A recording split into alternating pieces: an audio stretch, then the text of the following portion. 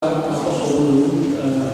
perkenalkan diri karena kami dikatakan kosong. Saya pendeta Daniel Harahap, usia hampir 50 tahun.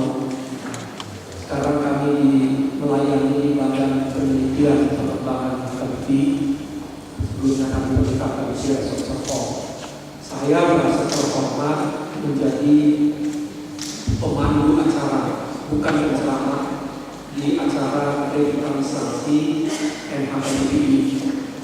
Saya sudah lama meninggalkan masa muda saya, dan ketika tadi kawan-kawan Poso menyanyikan Udur Mati Sasudi, terus terang air mata saya hampir jatuh.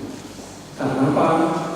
Karena saya pernah menjadi bagian dari NHKBP. Saya aktivis NHKBP di Thomas. Saya pernah menjadi sekretaris panitia tahun pemuda 90, sekretaris konferensi nasional NHKBP di Sitiro tahun 90, staf departemen NHKBP, dan saya pernah pendeta Naposo Hulu NHKBP di Palembang 6 tahun, dan pernah khusus juga melayani Naposo di Rawamangun 3 tahun.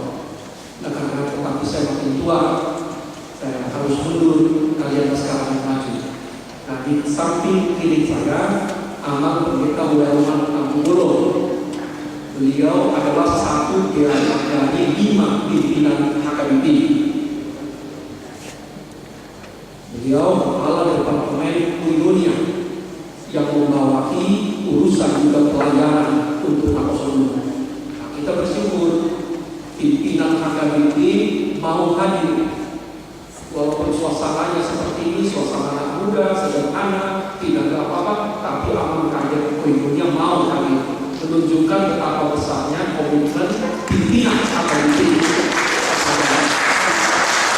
Jadi tanpa dikomando, Naposo kasih aplaus untuk kaget untuk pimpinan, tidak disuruh kan? Itu baik. Nah, di kanan kami yang pendeta Alisis Manjuta, yang semua sudah tahu, kami Kulidonia pendeta yang sangat concern kepada pemuda. Berapa kali kami kalau udah urusan pemuda, beliau pagi siang sore malam datang.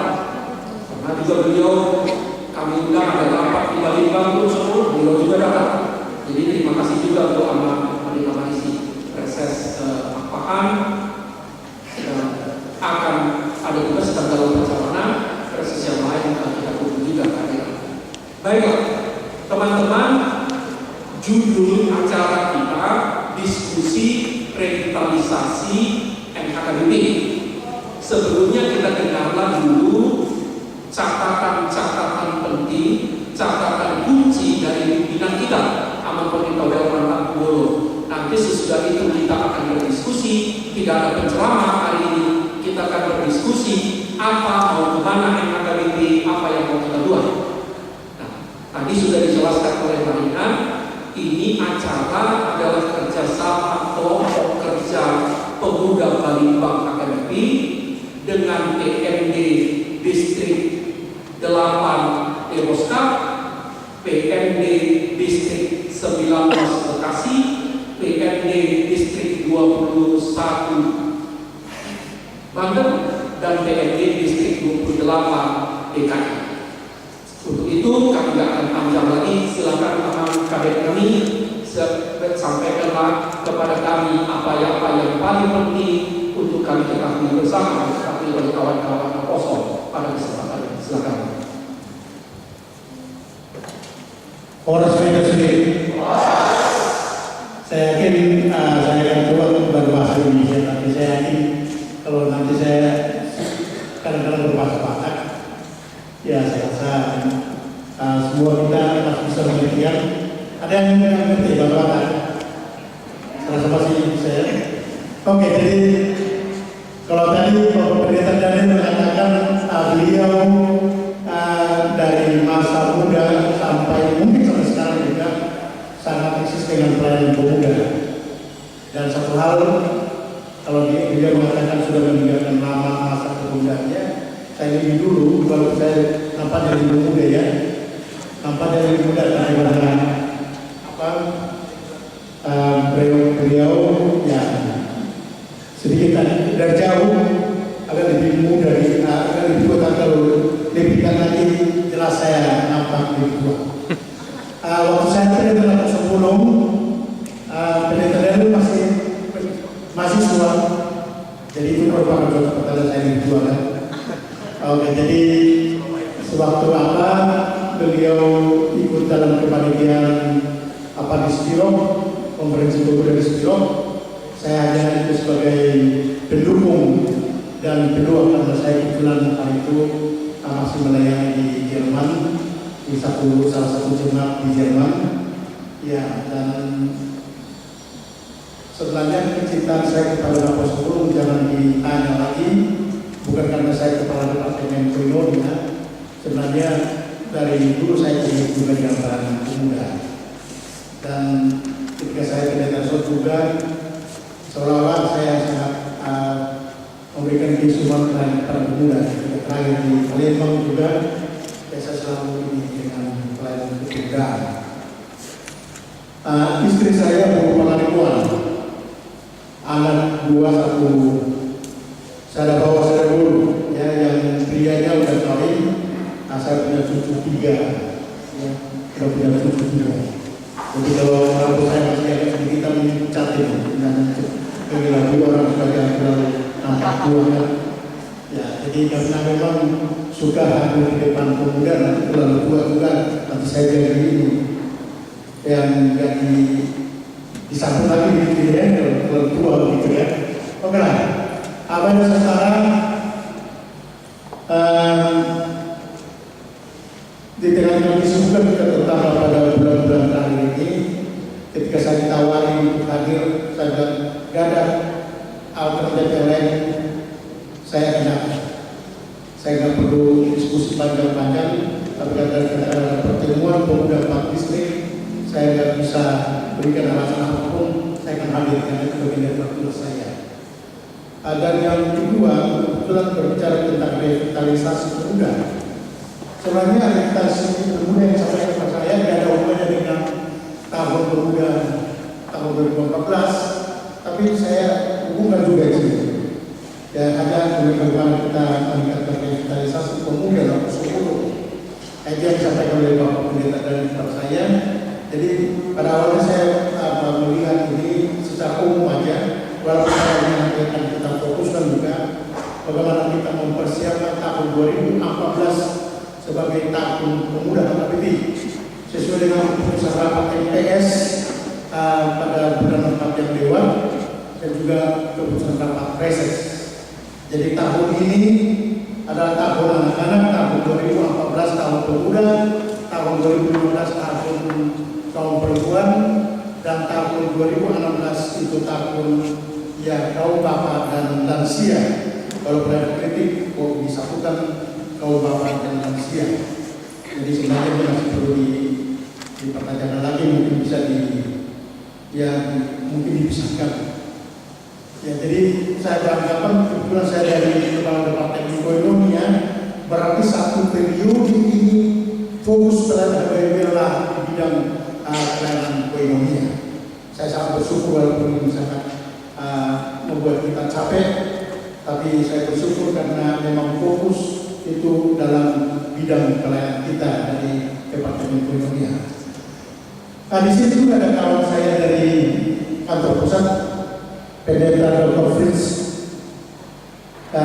Sobi, dan Kepala Departemen, Kepala Biro yang Sekolah Minggu dan Pemuda. Bisa ada tempat di dalam. Tolong kemudian Bapak Pendeta dan Pendeta Dr. Fritz Sobi. Ya.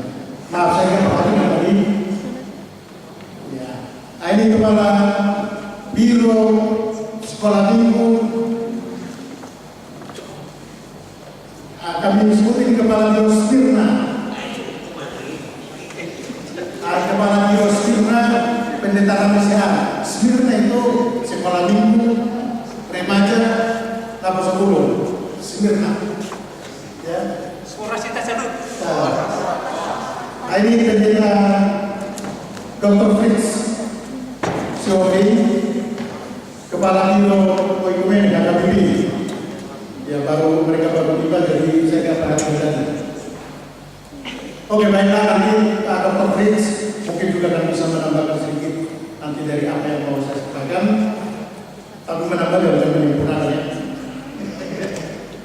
Oke, jadi saudara, kalau kita berbicara dengan revitalisasi, apa artinya revitalisasi? Revitalisasi adalah sebagai suatu proses cara perbuatan menghidupkan kembali sesuatu hal yang sebelumnya kurang berberdaya, menjadikan sesuatu atau perbuatan menjadi vital. Revitalisasi bisa berarti proses cara dan atau perbuatan untuk menghidupkan atau menggiatkan kembali berbagai program kegiatan apapun.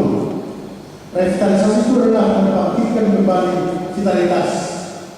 Pengertian revitalisasi pemuda HKBP secara umum berarti adalah usaha-usaha untuk menjadikan keberadaan dan peranan HKBP itu menjadi penting dan perlu sekali digunakan gereja, masyarakat dan bangsa. Ada saudara, saya mau mengatakan bahwa HKBP sekarang ini kurang bergairah, tapi melihat ke masa depan ada sesuatu yang perlu kita tingkatkan. Kita tingkatkan dari segi keberadaan, dari tugas dan tanggung jawab pemuda HKBP di masa depan. Dari keadaan kita yang sekarang, bagaimana kita nanti kita akan mencoba mendiskusikan itu bagaimana kondisi HKBP, pemuda HKBP sekarang ini, ya, dan bagaimana kita memposisikan kita dan meningkatkan keberadaan kita, tugas dan tanggung jawab kita di masa depan. Itulah yang mau kita diskusikan melalui pertemuan kita pada hari ini.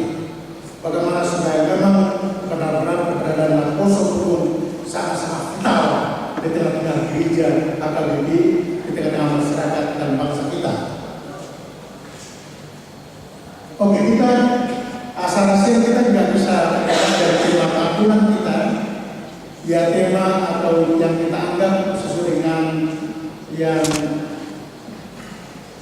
keputusan sudah digunakan, bahwa pemilu ini kita dibawa satu tema HKBP menjadi berkat bagi dunia melalui strategi planning HKBP 2012 sampai 2016, melalui seluruh program kegiatan kita HKBP, segala aktivitas kita, keberadaan kita gereja HKBP, bagaimana kita benar-benar menunjukkan bahwa HKBP akan menjadi berkat dan tetap menjadi berkat di tengah-tengah dunia ini. Sekarang kita masuk dalam keberadaan gereja HKBP pada saat ini.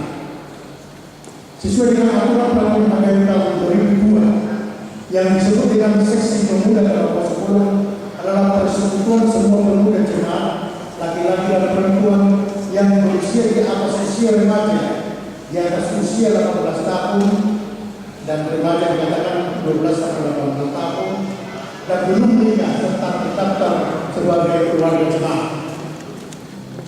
Itu sesuai dengan peraturan gereja kita.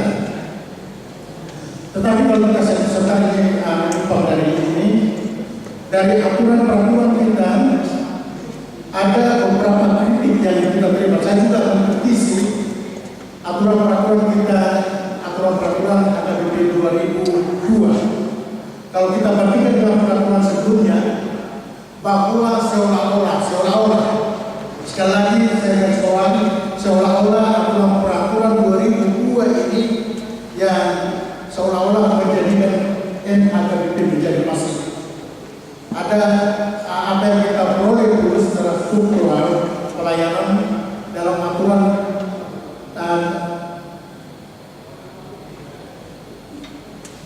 1994, di mana di sana ada PPNH, PPNR, PPD, bahkan di pusat.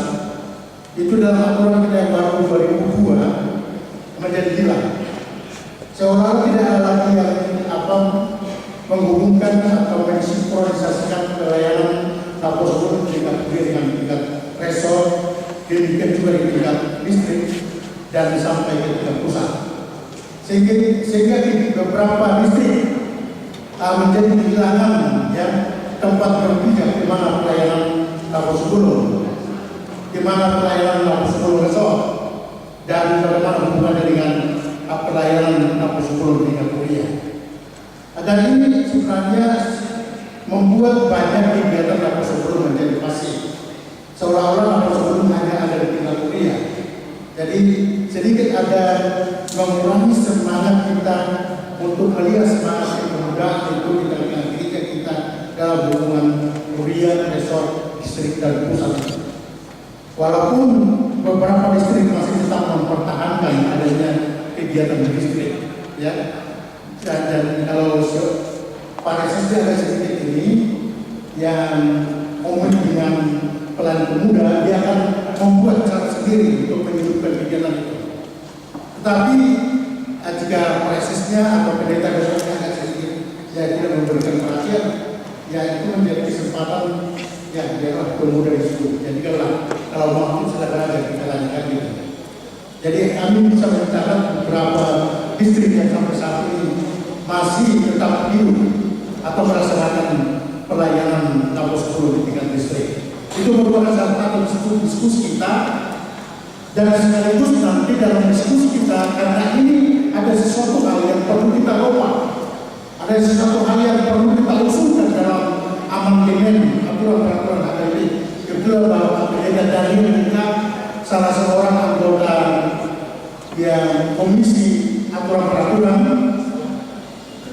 Saya rasa ada baiknya juga supaya ini dan bagaimana kita apa yang hilang tanda kutip dari aturan peraturan tahun 2002, dari aturan peraturan 1994 yang dulu, dan terutama dalam hal pelayanan pemuda, supaya kita usulkan kembali bahkan semakin nyata ya dalam aturan peraturan kita yang akan datang. Itu makanya saya akan sedikit menyimpang dari ini. Ada beberapa ungkapan bahwa pemuda adalah sebagai bunga-bunga di dunia, dan kita selalu bangga dengan ungkapan ini, ya, bahwa pemuda itu sebagai bunga-bunga di dunia. Dan ungkapan ini adalah harapan bahwa kehidupan dan kehadiran kampus 10 di tengah jemaat akan tercipta suatu persekutuan yang indah dan menarik, yang harumannya dapat dirasakan dari mata orang yang di sekelilingnya. Tentu hal tersebut bukan hanya dapat terjadi ketika kampus 10 memahami makna dan arti kehadirannya di tengah jemaat. Kemudian juga tertampil dan diutus untuk berperan serta dalam setiap pelayanan tengah jemaat. Pemuda yang partisipatif, kreatif dan inovatif di tengah jemaat bukan pemuda yang harus selalu dilayani atau menuntut pelayanan dari orang-orang yang di sekitarnya. Pemuda dengan semua potensi yang dimiliki merupakan aset berharga yang dimiliki oleh gereja, masyarakat dan negara. Cuma saya saat ini kadang-kadang juga berpikir dengan ungkapan pemuda sebagai bunga-bunga dunia. Bisa sisi dalam benar. Tapi pertanyaan, bunga itu berharga indah jika lagi mekar, pada saatnya bunga itu kan lain. Ya, jadi ada juga di pertanyaan ini. Saya sedikit ini membatasi jangan terlalu bangga dengan ini. Jika pada saatnya ada saat-saat bahwa masa pemuda itu akan lewat dengan asumsi bahwa saya kalau katanya ya seolah-olah bunga masa sebagai bunga itu sudah lewat, berarti maaf ini sudah mulai layu, apakah kita akan berputus lagi? Itu perlu menjadi suatu pertanyaan. Yang saya harapkan sekali bunga tetap bunga, tapi jangan mengoperasi dong. Tetapi bagaimana supaya kalau kita tetap bunga, to be a flower, ya, every time. Jangan biarkan ya semangat kalau iman dalam hati muka, iman kepercayaan kita yang kita miliki sebagai pemuda itu ya maunya tetap mekar, walaupun masa kemudaan sudah lewat, tapi imannya tetap mekar. Itu maksud saya. Jangan biarkan ya keberadaan kita sebagai pemuda itu menjadi lain. Ada kecenderungan ya lewat masalah sebelumnya dia lupa kepada gereja kan gitu, dia lupa kepada iman dan lain sebagainya. Nanti kan kita bicara. Makanya ya jangan hanya bunga dunia, jangan diartikan hanya bersifat temporer, tapi bagaimana supaya di gereja itu bisa kita pertahankan, bukan hanya pada masa pemuda, tapi sudah menjadi orang tua pun, ketika sudah menjadi mama, sudah menjadi nenek-nenek juga, kita tetap menjadi buah di dalam gereja. Itu maksud saya. Pemuda disebut juga sebagai tiang gereja, tiang masyarakat dan negara. Kita coba mencatat dulu. Ada suatu kebanggaan kita dalam zaman perjuangan kebangkitan nasional, dan gereja telah membuktikan bagaimana peranan para pemuda yang sangat vital dan bertenaga dalam menyuarakan dan menciptakan perubahan. Dalam sejarah kemerdekaan, dalam sejarah kebangsaan kita, ini merupakan suatu kebanggaan kita. Makanya ada yang Batak, ada yang ya, kelompok-kelompok pemuda itu, dan bahwa yang Batak itu mendapat hitungan juga. Kalau kita lihat dalam sejarah Sumpah Pemuda itu, kalau kita mencatat sejarah gereja di Jakarta ini, pemuda-pemuda yang pertama sekali aktif di Jakarta ini, gereja Kernono namanya. Itu pertanda bahwa yang partisipasi pemuda AKBP, partisipasi pemuda Batak juga nyata dalam sejarah kemerdekaan kita. Pertanyaan sekarang, bagaimana kita dengan pemuda saat ini? Apa substansi kita? Di mana keberadaan kita ketika bangsa dan negara ini? Yang berikut sudah saatnya pemuda AKBP berperan dan menjadi subjek pelayanan. Tidak lagi bersifat menunggu dan pasif dalam pelayanan gereja dan masyarakat. Pemuda gereja harus menjadi berkat bagi banyak orang. Tadi saya sedikit satu sisi ketika tadi di konsistori, oh ini ada kebaktian sudah ditentukan gereja ini, tapi ada pemuda juga di gereja sini sudah mempersoalkan gereja sendiri. Ya saya satu sisi saya nggak mau komentar. Ya tapi saya dalam hati saya ada juga kalau dalam acara seperti ini ada baiknya juga pemuda itu punya perkasa sendiri dengan ibadah itu.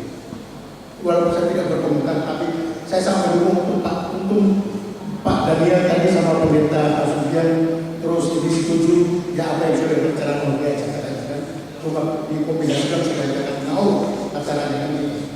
Tapi secara prinsipnya dalam hal itu yang ada kita sangat menghargai, kita harus memberikan suatu apresiasi jika ada suatu kebijakan sendiri dari para pemuda menunjukkan kesiapan pemuda bukan hanya untuk dilayani tapi juga untuk melayani. Dalam banyak hal juga akan kita harapkan itu. Satu hal yang saya kritisi di Palembang itu, saya selalu tentang masalah dana. Ya oke, gereja mempersiapkan dana, saya setuju dengan itu. Tetapi jangan hanya mengharapkan dana itu dari gereja, bahwa pemuda juga sudah saatnya juga dimampukan untuk mencari dana sendiri. Ya memang kalau ada dana dukungan dari gereja silakan aja, tapi jangan hanya tergantung itu.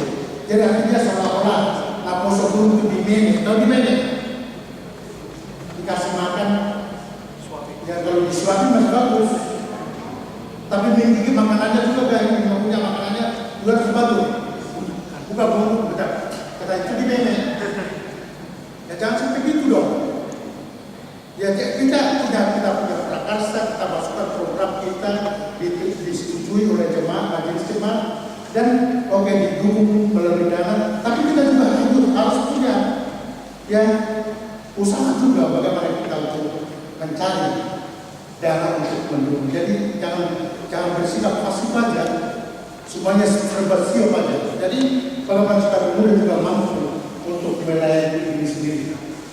Pemuda sebagai bagian integral dari gereja, bukan warga gereja kelas 2. Artinya, ya pada saatnya ketika saya di Palembang saya sudah pernah sekali membuat kegiatan gereja, kuliah secara umum, kegiatan umum gereja, pesta. Panitianya hapus dulu. Ada saatnya panitianya hanya kaum ibu. Ya pokoknya kalau perayaan Advent Natal ya tahunan yang selalu kan berkaitan dengan kegiatan diakonia. Sekali saya sudah pernah membuat kepanitiaan dari apostol dan hasilnya tidak kalah dengan hasil ketika di panitianya dari orang tua. Semuanya penghasilannya untuk kegiatan diakonia gereja pada waktu Advent dan Natal gereja. Jadi ada saatnya bahwa tanggung jawab itu kepada pemuda sebagai bagian yang integral daripada gereja itu sendiri. Pemuda gereja ini merupakan pilar kebangkitan pembangunan gereja, dan dalam setiap kebangkitan pemuda merupakan rahasia daripada kekuatan itu sendiri. Artinya kita harus menunjukkan bahwa kekuatan suatu gereja itu bukan hanya terletak pada potensi yang dimiliki oleh para tua, tapi kita harus menunjukkan bahwa memang pernah potensi kehidupan kebangkitan satu gereja ada juga dalam kehidupan daripada pemuda itu sendiri. Ada dua hal yang menonjol pada diri pemuda dalam sebuah gerakan, yakni yang pertama kedudukannya sebagai basis operasional.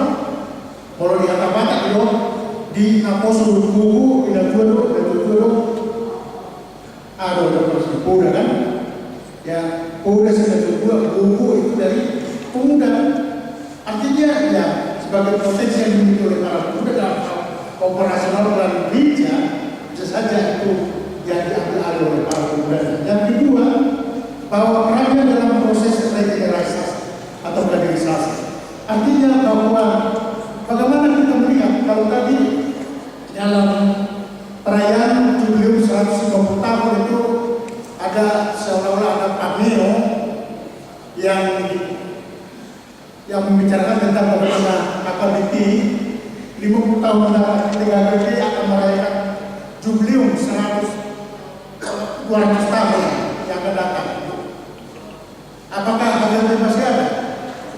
Artinya perhatian kita ini kepada pemuda, kepada sekolah minggu, remaja dan pemuda masa kini.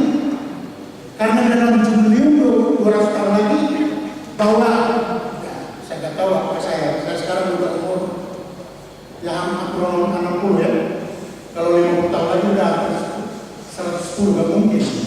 Ya mungkin ya terus terang aja nggak mau lagi untuk jubileum 200 tahun lagi. Saya kan mau terus terang aja. Ya untuk 50 tahun lagi, tapi untuk 20 tahun lagi, 25 tahun lagi oke lah. Kalau itu 50 tahun lagi kan. Artinya yang untuk jubileum 200 tahun yang sendiri kalau sebelum sekarang ini dan remaja dan sekolah itu kan. Jadi artinya kita harapkan bahwa para remaja dan pemuda pada saat ini adalah merupakan generasi baru daripada gereja kita. Oke, sekarang kita visi dan harapan pemuda KKP. Harapan kita terhadap KKP pemuda KKP. Bagaimana kita supaya memiliki pemuda KKP yang benar-benar mencintai KKP. Tadi sewaktu kita acara ibadah Pak Gadel ini menutup. Inilah keinginan para pemuda sekarang ini dengan acara dan ini. Ya saya senang kalau kita sekarang ini, kalau dulu ya ini belum bisa masuk gereja kan, waktu kita lepas bulu dan lepas bulu juga dulu apa saya kalau pakai koran itu kolot, makanya pakai gitar instrumen yang ini. Tapi sekarang ada kebanggaan lepas bulu sekarang ini memakai alat tradisional sendiri kan, ya bagus. Saya sangat setuju dengan itu. Dan di mana-mana sekarang ya kalau lepas bulu punya instrumen kodam Batak ditadu dengan alat gitar alat musik modern ya sangat bagus kan. Saya setuju dengan itu kalau bisa dikombinasikan ke dalam ibadah. Ya jadi artinya saya melihat itu bagaimana kita mencintai AKBP. Ini kecintaan kita kepada AKBP. Tadi dalam renungan Pak Pendeta Basuki yang dipertanyakan itu. Kalau dulu katanya dulu masa beliau mengumpulkan anak pesepuluh per esok ya bisa saja dalam event tertentu kapan ada mengumpulkan satu gereja yang penuh dengan anak pesepuluh. Dia pertanyakan tadi apakah yang kita dari 4 distrik. Saya rasa tidak apa-apa kalau saya kecewa kok kalau dikatakan sebulan mau yang kan sekitar 150 orang habis sekarang seperti ini saya akan kecewa kok. Ya memang, tapi saya yakin bahwa kalau ini menjadi inti daripada pengurus jaga di dia Pak Distrik yang nantinya akan bekerja juga sesuai dengan misi kita, sesuai dengan visi misi HKBP, dan juga dalam harapan kita untuk HKBP masa depan. Saya rasa ini merupakan suatu kekuatan yang ampuh di 4 distrik di Jakarta sekitarnya ini untuk melayani Laposo. Saya akan coba kalau ini saya akan perlu pertanyakan kenapa nggak hadir, berbagai alasan mereka. Saya yakin bahwa pada saat ini masih masa kerja, banyak Laposo juga yang kerja, banyak juga mungkin yang kuliah dan lain sebagainya. Saya bisa ya terima, ya. Tapi kalau memang inilah bukti daripada kecintaan Laposo kepada gereja HKBP, ya, ini saya juga harus bilang. Saya mau jungkir balik sebagai kader ya, kemudian dan mungkin kepala biro pemuda dan juga harus jungkir balik lagi untuk kembali menyemangati Laposo dulu kita. Oke, bagaimana pemuda dari sense of belonging, rasa memiliki HKBP? Adakah yang antara kita sekarang ini yang sudah meninggalkan rasa kepemilikan kepada HKBP? Anda memiliki HKBP dan Anda adalah milik HKBP. Harta HKBP, bahagian yang sangat integral daripada HKBP di satu sisi. Tapi kalau kita kembali dengan atau kita respons dengan sikap bahwa kita tidak memiliki HKBP, bagaimana? Dan sekarang tujuan kita bagaimana kita supaya rasa kepemilikan kita kepada HKBP. Kalau kita memiliki sesuatu barang yang berharga, kita harus merawat itu, kita harus menjaga itu, dan kita harus memelihara dengan baik. Demikian juga dengan rasa kepemilikan kita dengan HKBP. Sebagai pemuda kita bertanggung jawab juga untuk memelihara itu. Ya, dan bagaimana supaya HKBP itu supaya tetap ini. Jadi ada kemarin ada dalam satu diskusi di gereja Agustinus dalam acara pelantikan beberapa badan-badan yang ada di HKBP, ada satu kelompok di sana kami berdiskusi yang mereka cerita tentang ini, kenapa pemuda siapa itu berbeda ini yang banyak itu aja dari gereja X. Kalau saya perhatikan bupati itu aja, temanya itu aja, tapi tidak bisa terkenal katanya. Ya memang itu adalah mereka pakai ini karena mereka cinta terhadap gerejanya, mereka cinta kepada kelompoknya, mereka selalu menceritakan yang terbaik juga dari pendetanya, gitu. Sehingga walaupun khotbahnya itu aja dan berulang-ulang kali itu aja, ada tentang pertobatan itu baru dan sebagainya, dan itu aja gak ada variasi dan lain sebagainya, tapi orang-orang selalu menceritakan itu dengan bagus. Tapi saya katakan berbeda dengan kita. Di arisan orang Batak juga yang menceritakan kejelekan HKBP. Di arisan di pertemuan yang menceritakan kejelekan pendetanya. Bukan bagaimana tidak bersyukur di HKBP-nya.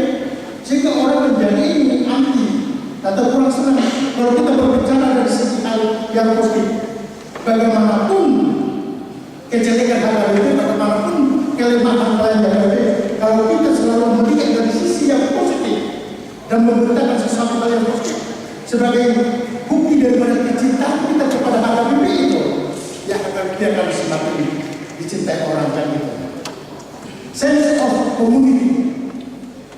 Saya pendeta Laposo di Surabaya, kesan saya ada sesuatu hal yang membedakan Laposo dengan kelahiran Surabaya dan kelahiran Laposo. Ada mahasiswa banyak kelahiran Laposo dan ada kelahiran Surabaya. Ketika saya hadir di sana sebagai Laposo, pendeta Laposo Polo, tugas saya menjembatani kelahiran Surabaya dan kelahiran Laposo yang datang dari Kautan. Dengan sama dengan saya, pemuda yang dengan bahasa Indonesia fasih dengan pemuda yang sedikit telah terpengaruh dengan logat Jawa Timur, ya kan gitu. Ya, ini harus kita jembatani. Dan memang benar ketika itu bisa kita jembatani, ada suatu kecintaan yang dulu Laposo dulu yang lahir di Surabaya sudah meninggalkan gereja, ada yang masuk ke gereja lain. Tapi ketika itu kita coba jembatani, saat ini saya nggak bisa hitung lagi dengan jari berapa banyak yang Apostle Guru kelahiran Surabaya yang telah berumah tangga dengan para pemuda kelahiran dari hutan dari beberapa suku. Ada Fakultas Hutan, ada THA Fakultas Hutan, ada TH3 Fakultas Hutan kan? Tapi itu sudah kawin juga dengan Apostle Guru. Jadi bagaimana kita sense of community, bagaimana kita menciptakan suasana yang bagus dalam persekutuan kita, sehingga ada perasaan, ada kerinduan kita untuk bersekutu bersama di tengah-tengah wadah yang ada ini. Saya rasa itu merupakan tugas kita sendiri. Kalau kita udah datang orang mau gabung dengan kita, tapi kita tidak opening, kita tidak sambut dengan baik, ya mereka akan datang 1 kali, 2 kali dan meninggalkan kita. Tapi kalau kita coba ceritakan suatu hubungan yang harmonis, suatu hubungan yang akrab dengan mereka, saya rasa akan semakin banyak orang yang mencintai komunitas NHBI kita. Jadi sense of community, sense of responsibility, tanggung jawab bersama kita untuk memajukan dan mempertimbangkan persekutuan kita dalam gereja ini. Oleh karena itu jadilah pemuda AKBP yang teguh iman. Dalam arahan itu AKBP 3 Distoyo dikatakan diharapkan bahwa kita harapkan ada pemuda AKBP yang komunis. Artinya dengan iman yang teguh kita mampu hidup berdampingan dengan gereja-gereja yang lain. Kita bisa menciptakan pemuda yang komunis. Artinya bukan komunis bukan berarti yang gampang aja menerima acara yang dogma dan ini. Kalau seorang iman, pemuda yang punya iman yang teguh, ya kita sudah fanatis dengan iman kita, tapi dalam membuka diri kepada gereja-gereja yang lain. Kita menganggap bahwa mereka adalah sesama kita, tapi bukan berarti kita mengorbankan iman kita, dogma kita sebagai AKBP. Itu yang kita harapkan sebagai pemuda AKBP yang semakin dewasa, yang sudah punya iman. Jadi artinya kita bisa membuka diri dengan gereja yang lain walaupun berbeda dogma dengan kita, tapi bukan berarti kita harus mengorbankan dogma kita. Oke. Ada pemuda yang dialogis, yang kita mampu berdialogis dengan kepercayaan yang lain, dengan agama lain, ya, dan sekaligus menjadi keluarga negara yang bertanggung jawab. Jadilah pemuda AKBP yang mencintai budaya Batak dan bangga sebagai suku Batak. Saya lihat tadi ada dekorasi ulos Batak di sebuah pun gambar media pribadi saya lihat tadi ya. Ya tapi bangga sebagai ini. Saya selalu mendalami 2 nomensi ketika dia datang di tanah Batak. Saya bersyukur menjadi orang Batak. Kalau mungkin saya tidak menjadi orang Batak, saya bukan menjadi anak Yesus Kristus. 2 nomensi itu dikatakan itu Libelbog, last week in December, Bible, ungkas Evangelium di Cupertum di sini. Tuhan izinkanlah saya tinggal bersama-sama dengan bangsa ini, maksudnya dengan bangsa Batak, untuk memberitakan Injil. Dari 2 nomensi ini saya datang menjadi orang Batak. Walaupun saya belum lahir pada saat itu, tapi 2 nomensi itu perlu untuk saya sebagai orang Batak. Karena saya orang Batak, lahir dan orang Batak, saya menjadi anak Kristus. Kalau mungkin saya tidak dilahirkan sebagai orang Batak, saya tidak menjadi anak Kristus. Saya tidak menjadi anak Tuhan. Itu merupakan satu kebanggaan saya, salah satu dari 2 nomensi. Bangga sebagai orang Batak. Jadi coba ini, ada sekarang ya tren itu seolah-olah kita mau dikorbankan ini. Ada yang menyerang kebatakan kita. Kita diserang dari segi budaya juga. Kita diserang juga dari segi agama kita, percaya kita, AKBP. Ya. Jadi dari segi otonomi daerah juga dari segi politik, seolah-olah ada yang mengatakan sudah Kristen, Batak lagi. Ya itu harus kita lawan. Itu harus kita lawan. Ada satu kebanggaan kita. Ada satu hal yang harus memang benar-benar. Ini merupakan satu identitas kita yang sesungguhnya. Banggalah menjadi orang Batak. Kalau makanya saya terlalu gampang terpengaruh dengan ya Pak Ulos ini.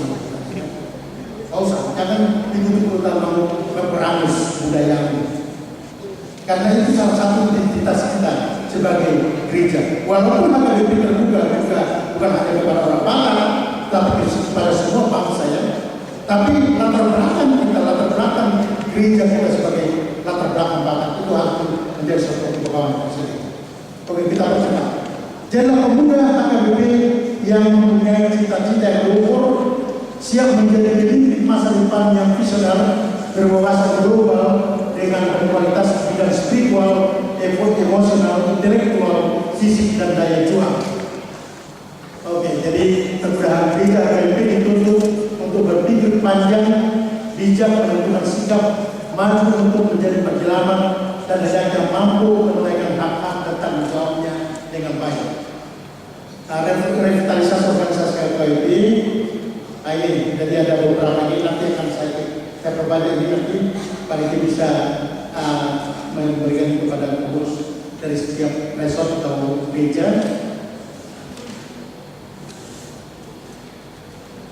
Ya, saya tidak sebutkan aja. Ini menyikapi secara positif serta melaksanakan keputusan rapat MPS dan rapat PES HKBP tentang tahun 2014 sebagai tahun pemuda HKBP yang akan diisi dengan beberapa kegiatan, yaitu rapat koordinasi kadin koinonia dengan kadin koinonia distrik ini tahun depan, rapat koordinasi kadin koinonia distrik dengan dewan koinonia setiap kuliah di distrik setiap tahun, pembentukan biro pemuda. Kalau tadi ada biro Smirna sekolah minggu remaja Apostol Bulung, ya ada usul dari workshop di Medan supaya biro pemuda itu menjadi sendiri, ya. Jadi bukan digabung oleh 3 perangkat beliau. Yang berikut menyusun sistem dan pola pembinaan Apostol Bulung HKBP dan kegiatan HKBP.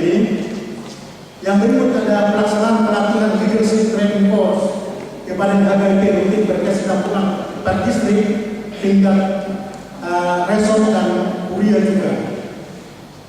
Dibentuk lembaga pengkaderan Apostol Bulung HKBP, diskusi hasil seminar tentang problema sosial ekonomi saat ini yang narkoba perceraian di HKBP, tentang teroris tenaga kerja Indonesia dan wirausaha.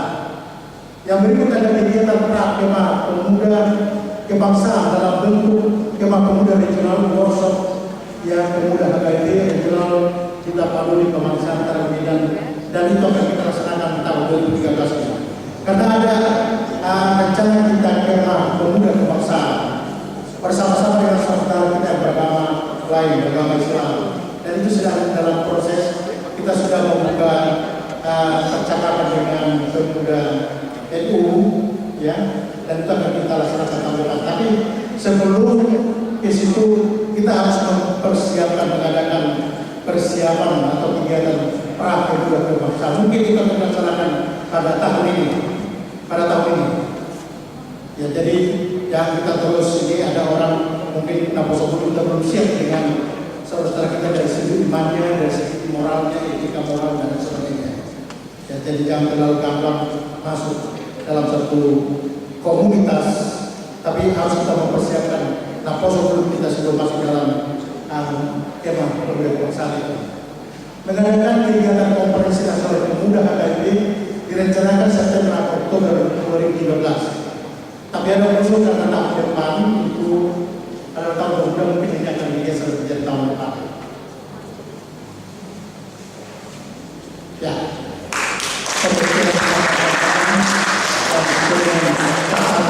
Supaya waktu di terima kasih.